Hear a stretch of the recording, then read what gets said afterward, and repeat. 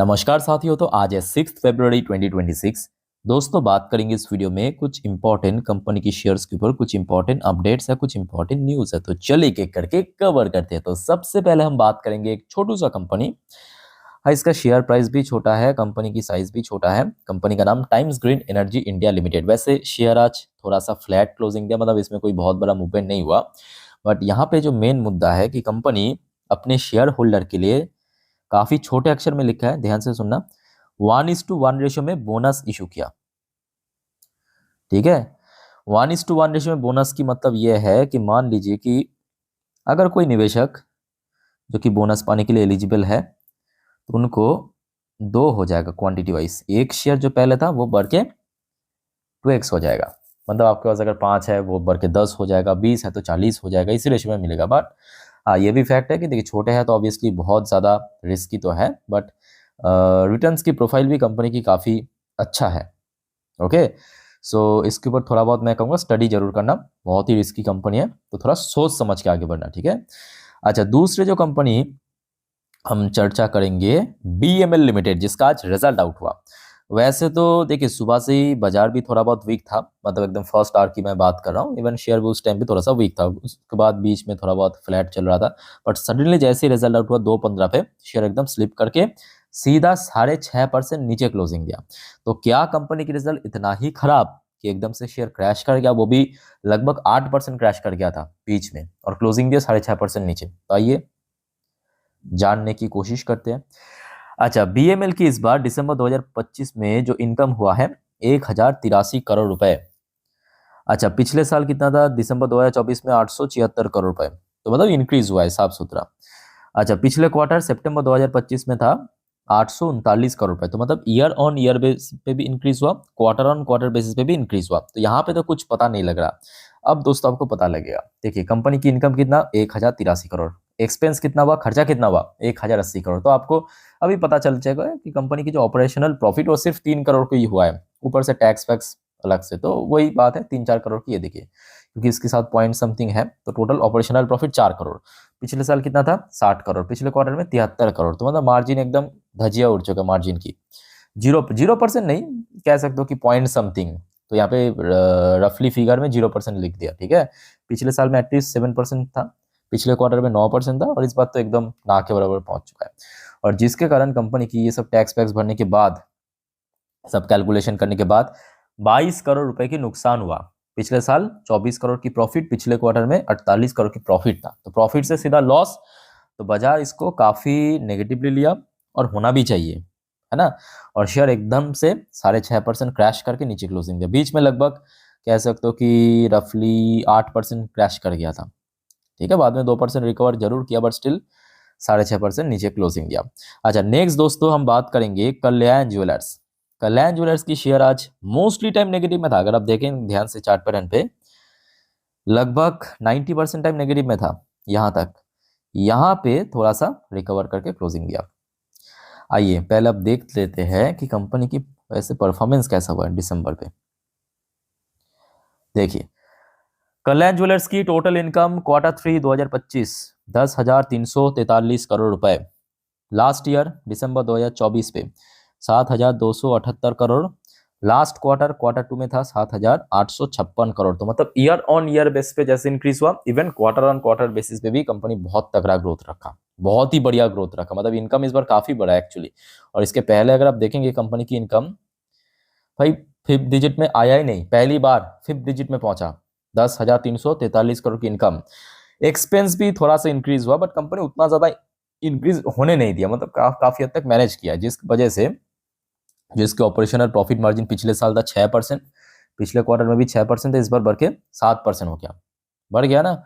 और जिस वजह से कंपनी की जो नेट प्रॉफिट है वो सीधा 400 पार हो गया, 416 करोड़। पिछले साल था 219 करोड़। तो इस बार लगभग लगभग 90% के ऊपर ग्रो किया, 90 से लेकर 95%। इवन क्वार्टरली बेस पे भी कंपनी बहुत तगड़ा ग्रोथ रखा। और अगर आप देखेंगे पिछले कुछ क्वार्टर में कंपनी आया ही नहीं, 400 तो बहुत दूर की बात है, 300 भी नहीं पहुंचा। ठीक है, तो मतलब कंपनी इस बार अपने इनकम के सेगमेंट पे, अपने प्रॉफिट के सेगमेंट पे बेस्ट एवर परफॉर्म दिया, बेस्ट एवर परफॉर्म। और ऑफ कोर्स शेयर में एक अच्छा रिएक्शन तो होना चाहिए, देखते हैं सोमवार कैसा रहता है शेयर, ठीक है। वैसे अच्छी कंपनी है, बीच में थोड़ा बहुत गिर गया था, बीच में काफ़ी गिर गया था, थोड़ा नहीं एक्चुअली काफ़ी गिर गया था, मतलब शेयर जो अपना लाइफ टाइम हाई टच किया था जनवरी 2025 में, तकरीबन 1 साल हो चुका है, 777 पे। और वही शेयर इतना गिरा बीच में, फिर भी 500-400 के रेंज में चल रहा था, अभी तो बहुत नीचे है, ठीक है, अभी तो काफ़ी रिकवरी होना बाकी है। भाई तो दोस्तों वैसे आज और भी कंपनी के रिजल्ट आउट हुआ है, जैसे कि टाटा स्टील, श्री सीमेंट और एमआरएफ, मैं आपको पिछले वीडियो में दे चुका हूँ, ठीक है, अगर आपने नहीं देखा एक बार चेकआउट करके जरूर आना लास्ट वीडियो। भाई तो दोस्तों याद रखना, कल बाजार भले ही क्लोज है, बट 7 तारीख के दिन स्टेट बैंक ऑफ इंडिया जैसे इंपॉर्टेंट बैंक की रिजल्ट आउट होगा, और कितना इंपॉर्टेंट आपको पता है, निफ्टी 50 की पार्ट है। बट प्रॉब्लम यह है कि इस बार जो ब्रोकरेज फर्म की तरफ से फोरकास्ट आया है कि मतलब एसबीआई की रिजल्ट कुछ पॉइंट पे थोड़ा सा वीक हो सकता है। एक बार मैं आपको एग्जैक्टली फिगर वाइज समझा देता हूं। अब देखिए ब्रोकरेज की फोरकास्ट है, ऐसा हो भी सकता है ना भी हो सकता है, ठीक है, वो तो आपको कल ही पता चलेगा। अच्छा, ब्रोकरेज के हिसाब से इस बार जो बैंक की नेट प्रॉफिट वो ड्रॉप हो सकता है। पिछले साल था 19,430 करोड़, इस बार ब्रोकरेज के अकॉर्डिंग 17,190 करोड़ के आसपास हो सकता है। और इनकम की अगर हम बात करें, इस बार लगभग 2.7 से लेकर 4% के आसपास ग्रोथ होगा, एक्सपेक्टेड लगभग 44,599 करोड़, ठीक है। तो कल दोस्तों याद रखना, इसके ऊपर अपडेट आते ही मैं आपको इन्फॉर्म कर दूंगा, बस चैनल को फॉलो करते जाइए, ठीक है। स्टेट बैंक ऑफ इंडिया की रिजल्ट एक्चुअली बहुत वाइटल है मार्केट के लिए, ओके। अच्छा, स्टेट बैंक ऑफ इंडिया की रिजल्ट तो हमें कल पता चलेगा, वैसे शेयर भी लगभग अपना हाई पे चल रहा है। अब देखिए इस बारे में और अलग से कुछ बताने की जरूरत नहीं है, रिसेंटली 1000 क्रॉस किया शेयर की लाइफ टाइम हाई 1089, और अभी देखिए आज ही शेयर लगभग 1073 पे पहुंचा और लगभग उसी लेवल पे क्लोजिंग दिया है ना।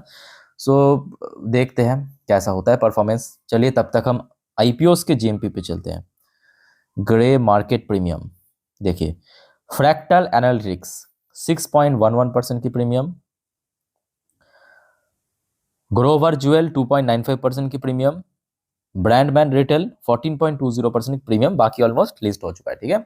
चलो आगे बढ़ते हैं दोस्तों, बट उसके पहले आप सभी को रिक्वेस्ट करूंगा, अगर आपको वीडियो अभी तक अच्छा लगा, इन्फॉर्मेटिव लगा, प्लीज दोस्तों वीडियो को लाइक करना और प्लीज चैनल को सब्सक्राइब करके जरूर रखना ऐसे इन्फॉर्मेटिव वीडियो हर रोज हर वक्त पाने के लिए।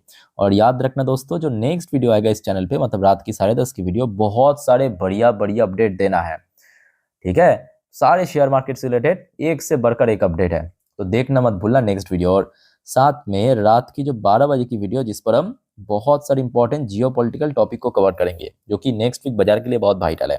आप अगर जल्दी सो जाते हो कोई प्रॉब्लम नहीं है, कोई दिक्कत नहीं है, चैनल पे मिल जाएगा, बस आप चैनल को सब्सक्राइब करके रखें और सुबह उठ के देख लेना जरूर, ठीक है, इंपॉर्टेंट है। चलो नेक्स्ट देखिए, इस बार बजट में हमने देखा भारत की वित्त मंत्री निर्मला सीतारमन जी, इन्होंने बकायदा नाम मेंशन करते हुए कहा कि इस बार मतलब फाइनेंशियल 27 पे आरईसी और पीएफसी के बीच एक मर्जर या रिस्ट्रक्चरिंग प्लान की, ठीक है।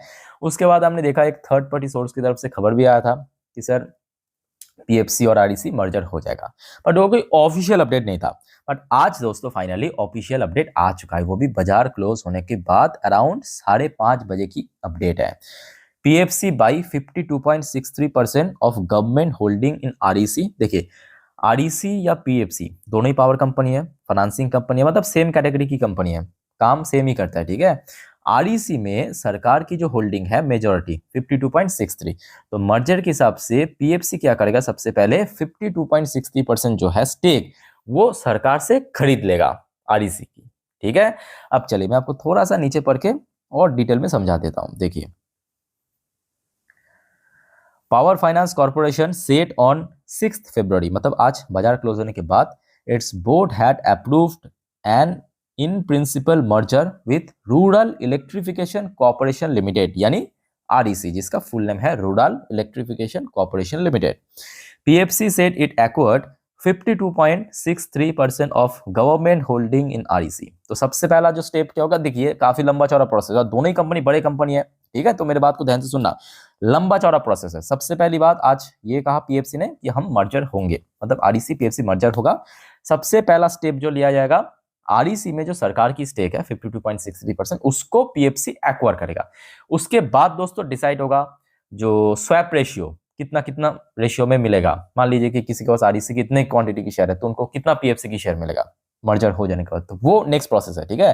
बट फिलहाल जान लीजिए ये पक्का खबर आ चुका है, ठीक है। तो मे बी सोमवार के दिन ये दोनों ही शेयर में रिएक्शन हो सकता है, मतलब एक अच्छा रिएक्शन आपको देख सकता है। और वैसे भी इस बार पीएफसी की रिजल्ट भी काफी बढ़िया रहा, इवन आरईसी का भी अच्छा रहा, दोनों ही कंपनी अच्छा डिविडेंड पे करता है। सो देखते देखते शेयर, मतलब पीएफसी की शेयर 400 क्रॉस करके भी 417 पे आ चुका है, और कहीं ना कहीं मर्जर हो जाना और ज्यादा इसको बूस्टअप कर सकता है, ठीक है। तो लेट्स सी क्या होता है इस बारे में। अगर फर्दर मुझे जानकारी मिला मर्जर से रिलेटेड तो डेफिनेटली आपको मैं शेयर कर दूंगा, ठीक है।